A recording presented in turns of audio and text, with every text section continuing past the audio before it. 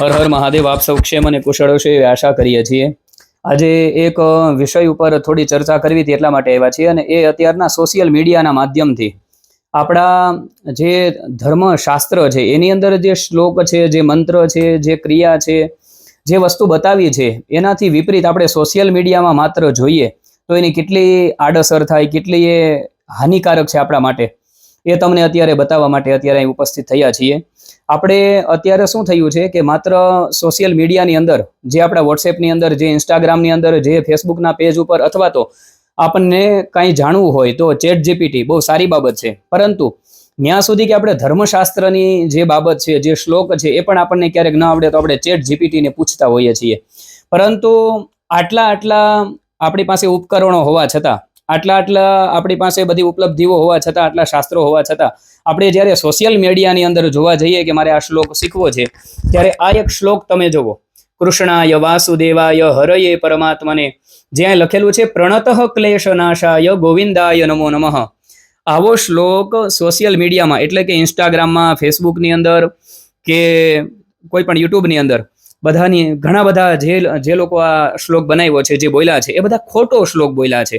અને એ ખોટો શ્લોક કેટલી વાર બોલાણો છે તો કોઈ શ્લોક છે 1,40,00,000 વાર જોવાઈ ગયો છે, સંભળાઈ ગયો છે. એક ચેનલ ઉપર એ 4,60,00,000 વાર એ જોવાઈ ગયેલો છે. એનો એ જ શ્લોક પણ સાચો નથી. એ આપણે પણ ઘરની અંદર, જ્યારે આપણા ઘરની અંદર કામકાજ કરતા હોય ત્યારે સુંદર મજાનો આ શ્લોક છે, અને એ શ્લોકને સાંભળવા માટેથી આપણે યુટ્યુબની અંદર ચાલુ કરી દઈએ અને આપણા ઘરની અંદર એ ટીવીની અંદર કોઈ પણ ઉપકરણની અંદર એ વાગ્યા કરે. પરંતુ આપણે એકવાર એ જોવું જોઈએ કે એ શ્લોક ક્યાં શાસ્ત્રનો છે, શું આ જે બધા બોલી રહ્યા છે એ શ્લોક સાચા છે કે ખોટા છે. આ શ્લોકની અંદર કોઈ અશુદ્ધિ તો નથી ને?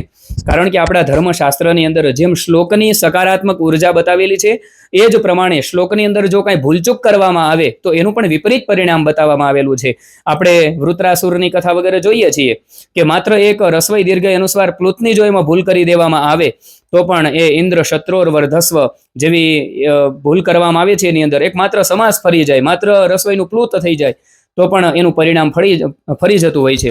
તો આજે તો આખા શ્લોકની અંદર કે જે જગ્યાએ પ્રણતઃ નથી એ જગ્યાએ પ્રણતઃ ક્લેશનાશાય આવું મૂકવામાં આવ્યું છે. અને હજારો વાર સોશિયલ મીડિયાની અંદર આપણે બધાએ આંધળું અનુકરણ કરી અને એને સાંભળીએ પણ છીએ.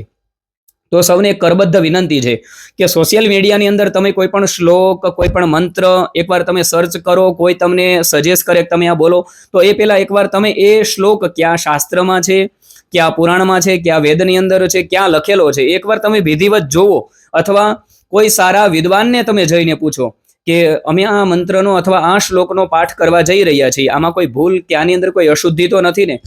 કારણ કે સોશિયલ મીડિયાને તમે પૂછશો ત્યાં સુધી કે તમે કદાચ ચેટ જીપીટીને આ શ્લોક પૂછશો તો પણ ચેટ જીપીટીમાં પણ ખોટો આવશે શ્લોક, પૂરેપૂરો સાચો એમાં પણ નથી આવતો.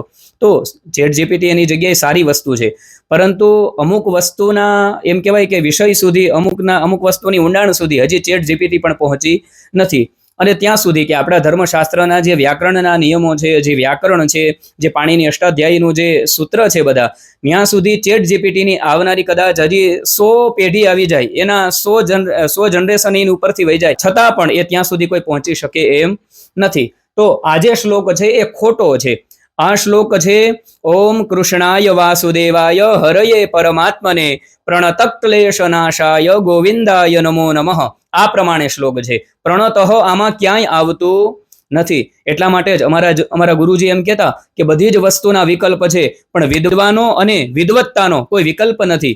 જો કોઈ એવું માનતું હોય કે આજે વિદ્વાનોનો વિકલ્પ આ સોશિયલ મીડિયા છે, ચેટ જીપીટી છે, તો નહીં. વિદ્વાનોનો વિકલ્પ કોઈ છે? વિદ્વાનો છે એ નિર્વિકલ્પ છે. જે આચાર્યો છે એ નિર્વિકલ્પ છે.